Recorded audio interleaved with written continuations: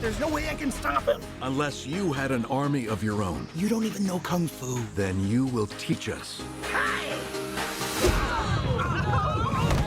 Nobody said this was gonna be easy.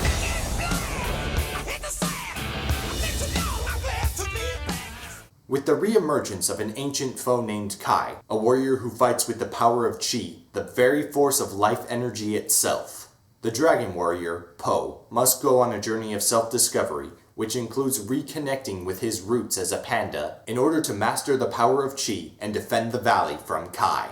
Since I didn't do casual reviews of Kung Fu Panda 1 and 2 in preparation for this one, sorry guys, I just didn't really have the time, real life and whatnot. I'm just going to give you a quick rundown of my opinion on Kung Fu Panda 1 and 2. Both of them are very fun Kung Fu movies with a lot of stuff in it that appeals to kids, but I was surprised to see a lot of the concepts of Kung Fu, Buddhism, Zen, what have you, that kind of philosophical approach. I was surprised to see a lot of that implemented into the plot in a serious and profound way. In fact, I could sum up the Kung Fu Panda franchise as much better than a title like Kung Fu Panda deserves. Now, let's talk about Kung Fu Panda 3. The good.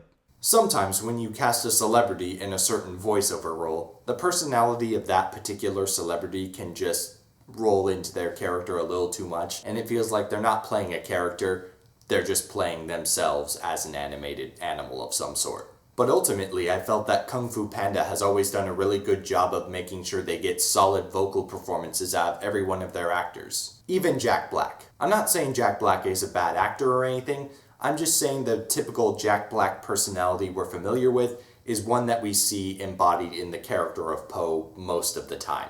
But, I think this personality works because they wrote the character that way. And the tradition of casting celebrities in their movies doesn't seem to be stopping with Kung Fu Panda because this movie added Bryan Cranston and J.K. Simmons to its roster. Po coming face to face with his panda brethren is not only the next logical step this series should have taken, but it's also really good for the self-discovery journey that I mentioned in the synopsis. After growing up away from his people, Po learning how to be a panda is a really good step forward in character development for him.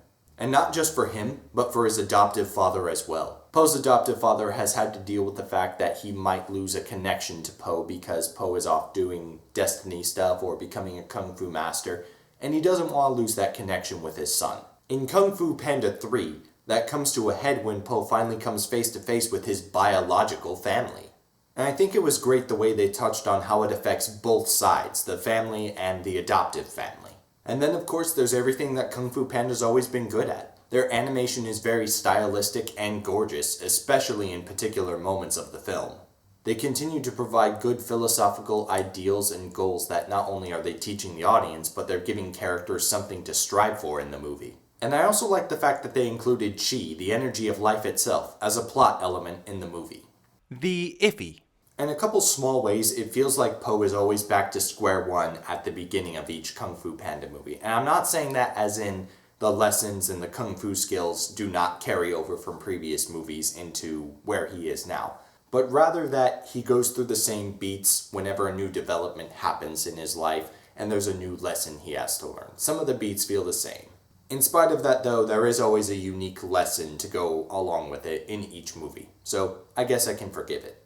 The villain of this movie is one that I wish had gotten more development and more screen time, something I felt that the villain of, namely Kung Fu Panda 2, got a lot more of. Even though there is some elements of personal history that we are given clues to during the plot of the movie, the runtime is just too short to allow us to give enough focus to this villain and make him a bit more interesting, even though he does serve his basic purpose. And that villain is voiced by J.K. Simmons, so it's got a good performance to back it up.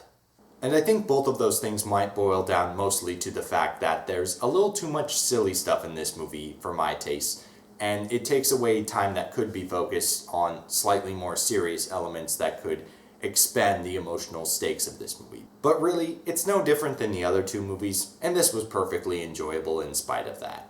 The bad.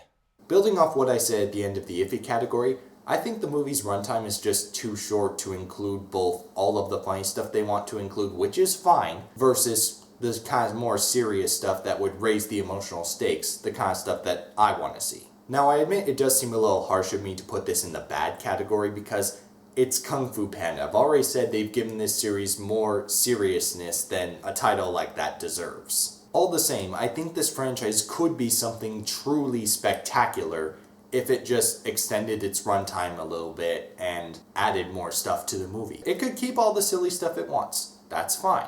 But I would also like more of the other stuff and more time with the other characters, because I feel like the Furious 5 kind of gets shafted in this movie a lot.